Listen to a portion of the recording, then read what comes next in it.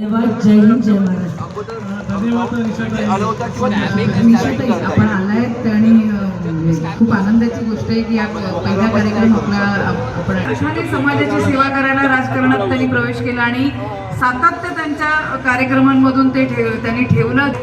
खूपच आनंदाची बाब आहे आणि आपले सगळ्यांचे आदर्श घेऊन ही भावी पिढी गुरुजींच्या मार्गदर्शनाखाली अत्यंत सुंदर असं शिवप्रेमी म्हणून ते काम करत असतं. असं एक युवा नेतृत्व आहे.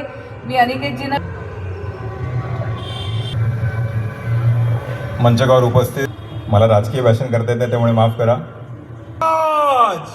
गणपती गजपती भूमागृत अष्टप्रधान वेष्टित प्रौढ प्रताप पुरंदर महाराज की धर्मवीर छत्रपती भवानी. याचं वैशिष्ट्य फार मोठे आहे.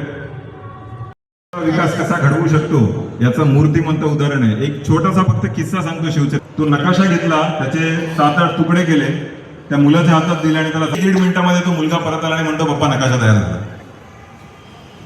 पप्पाने म्हटलं काहीतरी.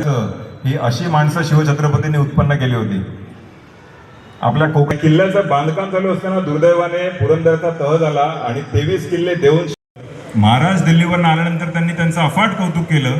त्यांना कोणीतरी सांगितलं की हिरोजींनी स्वतःच्या घरचे दागिने गहाण ठेवले. महाराज बेहद खुश झाले.